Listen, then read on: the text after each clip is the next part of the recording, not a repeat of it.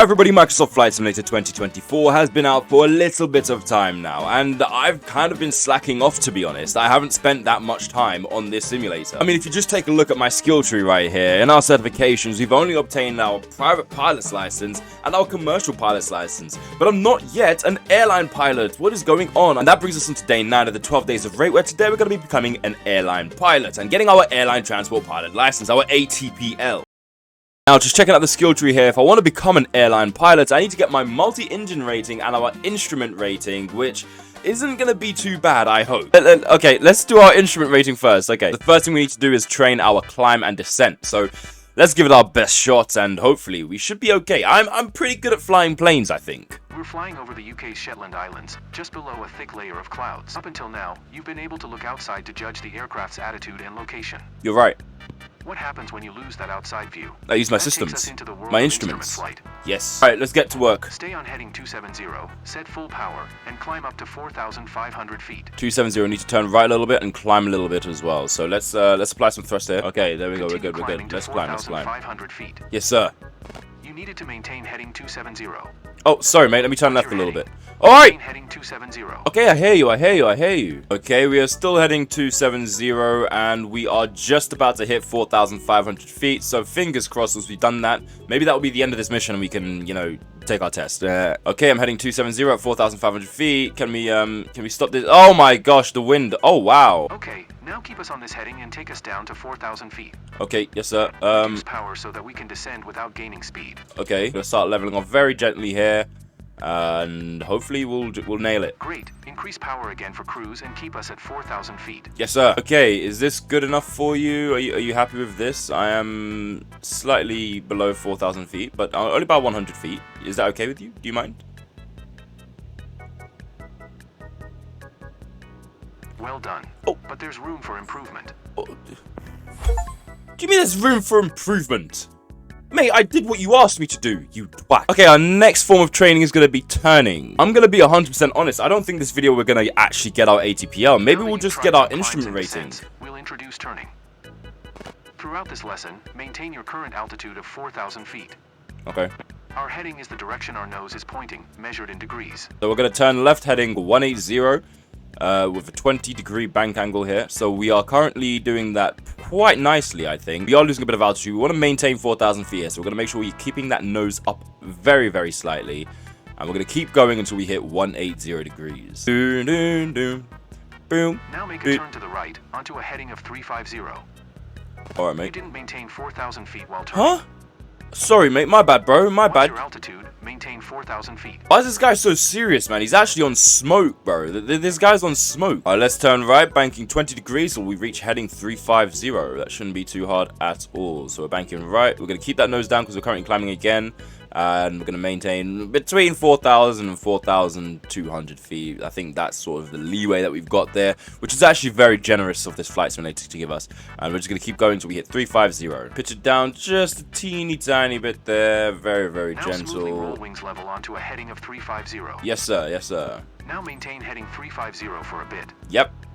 Will do. Look at that. Exactly 4,000 feet. 350. Well, close enough to 350. I'm quite satisfied. Oh, thank you. Well done. Thank you. For improvement. No, there's not. Right, I think I am ready to take my test for my instrument rating. Can we please do that now? I can't be asked to do any more training. Can I please just get my instrument rating? No. I'd recommend to train more to have a chance. Just straight up, you don't have a chance. Train more. You know what? Bring us back down to earth. Let's do the ILS approach here. Okay, here we are coming in for an ILS approach. I don't actually know what runway we're coming into or what airport. Of flying on instruments. Yes, I do. Now we need to get back on the ground. Okay. My pleasure. The most common landing aid is the Instrument Landing System, or also known as the short. ILS? Yep, thank you very much. The localizer is moving now. Make a gentle turn to the right, intercepting the localizer and keeping the CDI in the middle. I see the localizer. Wait, I need to turn left then, don't I? I need to turn left, I think. Wait. What's going on? Try to maintain 1,500 feet until we intercept the glide slope. You needed to stay at 1,500 feet until reaching the glide slope. I'm trying. Oh, I understand. It's because I'm... Oh, God, I'm an idiot. I need to turn right. Okay, why am I turning left like an absolute numpty? Good. Now keep the localizer bar centered and maintain 1,500 feet. Okay, but the bar's not centered. The glide slope is displayed next to the altimeter on your PFD. The so localizer is starting to get away. Turn toward it to stay on course. What do you think I'm doing? We got too far off the localizer. Alright, well, I'm fixing it right now, mate, so just give me a few seconds here, alright? Okay, so we're gonna continue heading 310. We're gonna maintain 1,500 feet, so let's climb a little bit here, otherwise this guy's gonna start shouting at me again. Here comes the glide slope. Maintain 1,500 feet until it almost reaches the center. So our runway is slightly to our left. We can see our localizer. There it is in the middle, kind of just adjusting itself, getting itself aligned here. We're going to start turning left a little bit, and that should bring us onto the runway. All right, so our glide slope is currently fine. We're a little bit above it, so we're going to start descending here. Bro, this localizer thing is very annoying. It kind of just moves. Like, I need to get used to this. Oh my god. Keep both the localizer and glide slope indications centered all the way down to the ground. I'm trying. Okay, this is not making sense to me. I don't understand. Why is the localizer doing this to me? It's toying with me. It's messing with me. It's playing games with my heart. The localizer is starting to get away. It is! To stay on course. I'm trying! We got too far off the localizer. Shut up! Alright, let's get our flaps out here. There we go. Flaps are set. Wait, no. It doesn't make sense because the localizer... What is that green line for? Because currently I'm too far to the right, but it's telling me that I need to go right to align. Nah, bro, I'm doing this myself, mate. Oh, I'm too low. Oh, goodness. The glide slope is starting to drift away from center. Alright, mate. Alright. You didn't follow the glide slope accurately enough. I'm sorry, man. Why is this guy just on my case, bro? This guy's just on my case for no reason. I can get my ATPL. End of conversation. We're approaching the runway. This approach has an offset, meaning that the localizer and runway aren't lined up together exactly. I knew it! Focus on following the ILS for now. I told you that green localizer thing was messing with me. I knew it! I'm gonna be careful here not to have too much speed because we don't want to go off the edge of the runway. And I want this to be a smooth landing, okay? I want this to be a nice and buttery smooth landing. Okay, and here we go, runway 27. This is the moment of truth. We're coming in nice and smoothly. And hopefully the touchdown will be just as smooth as our approach here. And... we're down, baby! My rudders aren't working. My rudders don't work. My rudders don't work. Rudders! Rudders! Rudders! My rudders don't work. I can't control my plane on the ground, apparently. I think a bit more practice may be a good idea. Shut up, you waste, man. I'd recommend to train more before you have a chance. Broski, please, man, please. FR test. Put your skills through their paces. Okay, let's do a test. We have a test. Okay, and here we are, 5,000 feet. The weather is looking beautiful. It's also a little bit of a sun. Hello, mate. Right, oh, how long have you been there for? Into practice. Okay. We're at 5,000 feet following a GPS route towards Sunberg. Okay. I'll ask you to perform some handling tasks to test your IFR flying skills. Yes, sir. Take us down to 3,500 feet, keeping 110 knots airspeed. Alright, mate. Watch your speed. We want 110 knots. You need to work on your speed control. Oh, sorry, mate. My bad.